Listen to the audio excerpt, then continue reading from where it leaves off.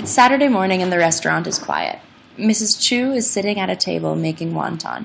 Roger enters carrying a cup of coffee and a newspaper. He sits at the table with his mother, opens the newspaper, and reads. Here it is. The Red Pagoda's opening night on Thursday, after closing down for 4 months to renovate, was a resounding success. The 1960s decor has been replaced by urban China chic that can only be described as Calvin Klein meets Susie Wong. The restaurant now boasts a bar and an expanded menu, which thankfully still has all our favorite classic Chinese Canadian dishes. We did it! We're a hit! Isn't that great, Mom? What else could they say? They have to tell the truth. Well, I'm relieved. This is a great start. Our old customers love it, and we got plenty of new ones, too. You were worried? I was not worried. I know you would do a good job. Thanks, Mom. He continues to silently read the newspaper. I'm not surprised they like my food. I know how to cook. I cook chicken so that it is tasty. Just enough spice, like my wonton soup. Some restaurants put so little pork. It is just skin. Meat, I put enough so you feel full. She proudly places a finished wonton onto the tray and then glances at the newspaper. Suddenly, she places her hand on the newspaper and points at an article. What is that? This picture? Violet McIntosh, President and CEO of Macintosh Enterprises, hospitalized after falling down the stairs at her home in Westmount. He stops reading to scan the article. They took her to the Royal Victoria Hospital. She has serious head wounds and a couple of broken bones. She's unconscious and her condition is serious. Her son Michael was with her when the accident occurred. Do you know her? I used to work for her parents. What? When? Long, long ago. Before I married your Baba. I was a domestic. I cleaned the house, washed clothes. It was hard work.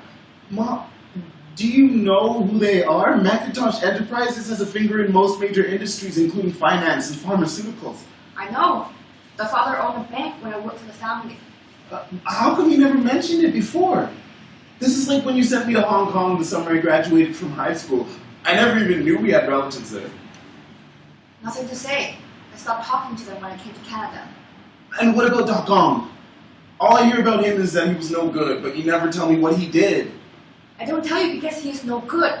Why do you want to know? You want to be like my brother? The women like him. He looked nice, talk nice, smile nice, trouble. So what if women like me? I'm a nice guy. Then why don't you go out with a nice Chinese girl? You have so many girlfriends, but not one is Chinese. Well, like, it's not easy. I can't just pick a woman. It doesn't work like that. What way? Your papa and I got married? How did it not work? Well, that's another thing. I've never even heard the whole story about you and Dad, just bits and pieces. You want to know the whole story? Yeah. Okay, I will tell you the whole story. We met. We got married. Okay, and now tell me about working for the Macintosh family. What is there to tell? I was young. I walked every day from Chinatown and up Peel Street. The house was very big. I think it's embassy now. They give me a white jacket and black pants to wear. The house is made for an emperor. Silk curtains, table for 12 people, big paintings, expensive furniture. Every week I washed, ironed, and changed bedsheets. Polished silver, cleaned the house, and washed the clothes. So what was Violet like? She was very nice. The family was very nice to me. But Violet did not treat me like a servant. She talked to me, but I did not speak much English. So how did you get the job if you didn't speak to them? The cook was Chinese, and I worked with the family for many years. He told me what they wanted me to do. One day, Violet said she would teach me. She taught me how to say and what to say. She told me I'm not her domestic. I'm her friend. Then a few years later, when her parents sent her to Hong Kong, they said I would go to look after her. So, you're friends with one of the richest women in the country? She sighs and continues making wonton. It was a long time ago. What's she like? What was the last time you saw her? Why didn't you ever tell me this before? I've not seen her in a long time. A few months after we come back from Hong Kong, she got engaged. When she became Mrs. McIntosh, she moved away. I was just a domestic. Roger looks at her for a moment and then puts his arm around her. Well, now you are one of the greatest chefs on Maine. That's what it says here in the paper in black and white. That's what you are.